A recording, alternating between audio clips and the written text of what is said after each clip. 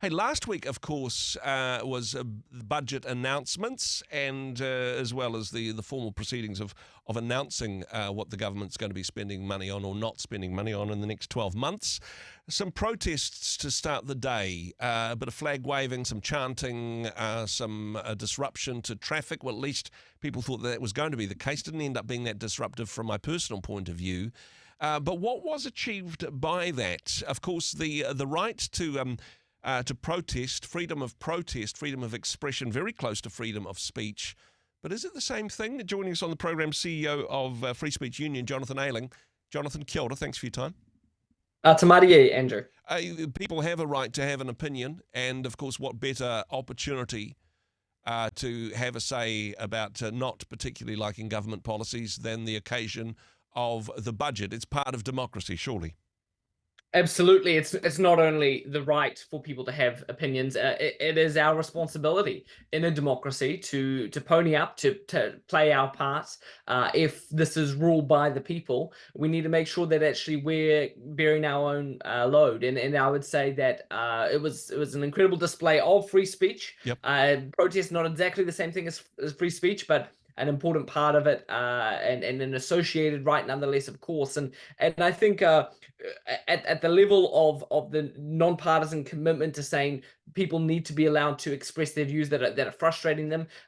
Look, I'm not sure we've seen something this engaging in some time, and so good on them for that. I want to push into the space between those definitions, actually, because there's one thing about having a robust debate, having different opposing ideas and engaging with that, and being open-minded to listen to another people's point of view. That's free speech at its highest level. Certainly not what you saw at Victoria University last week, but that's another topic.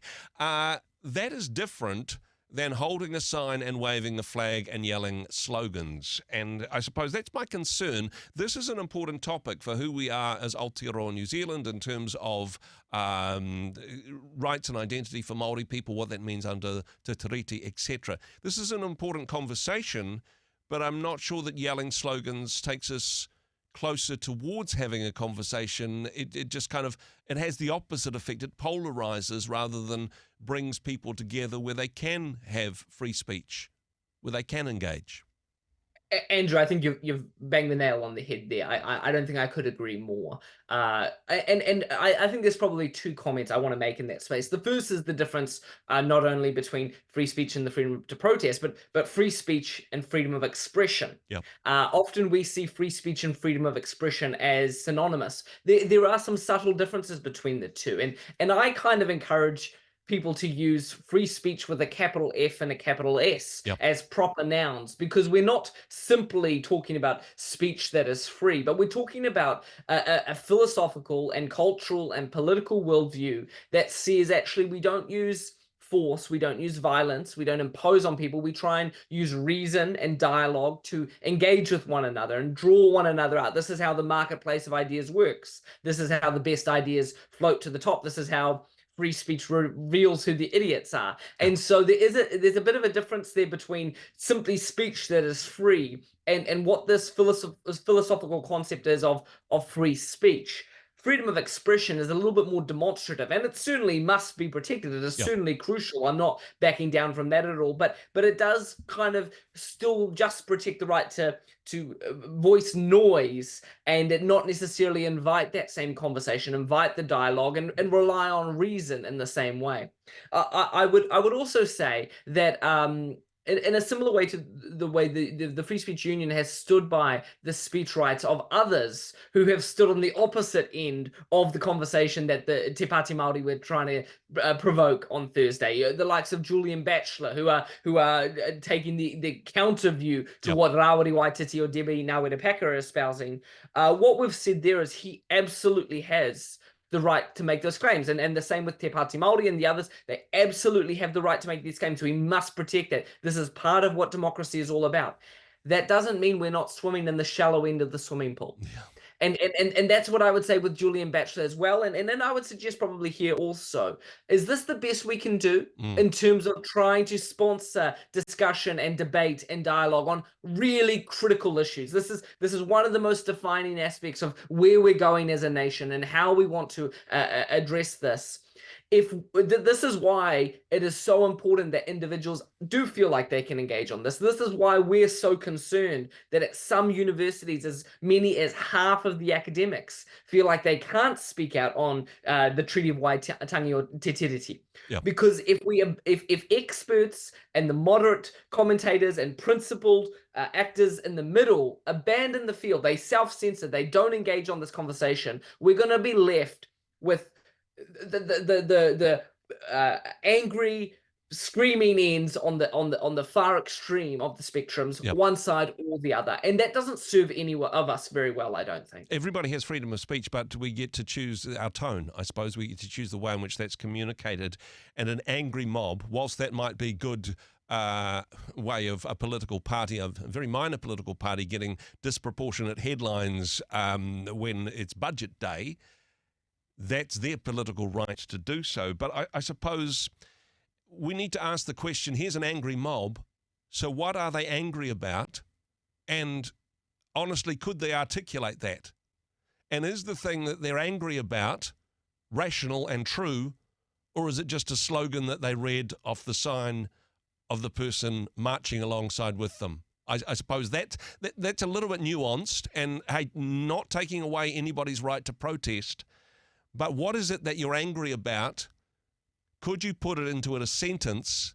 And is that actually true, or is it just a political slogan? This is some of the, I suppose, the concerns that I have. Yes, they've got the right to have their opinions, but can we chat about it? Is that too much to ask, do you think, Jonathan? Well, unfortunately, because of the way our culture continues to abandon free speech, abandon the central role of dialogue and discussion in our society, first of all at the cultural level, but before it ends up in our institutions, in our universities, and in our parliaments, I would say, unfortunately, it does appear for many it is too much to ask nowadays.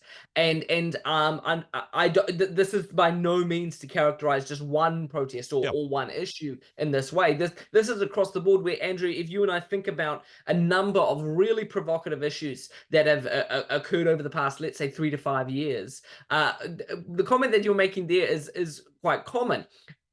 How many of the people there could actually say in 1 or 2 sentences exactly what it is that's motivating to be there? And this has, again, occurred across a wide variety of issues around the political spectrum. I think that's problematic, where what we see then is not necessarily the voice of individual people participating in that conversation, but a handful of individuals on one issue or another, kind of trying to collate the expression of a whole group of people who may or may not know what they're buying into there. And I'm not sure that then leads to the nuanced and moderate and progressive conversation that we need. Although we do, of course, need to be very careful not to define anybody that we disagree with as an angry mob, and anybody that we happen to go, well, no, actually, that's a political point I agree with, to go, no, they're just freedom-fighting revolutionaries. That's right. That it has to go both ways in this regard, but a conversation that goes both ways is a conversation, as opposed to angry slogans that are chanted, right?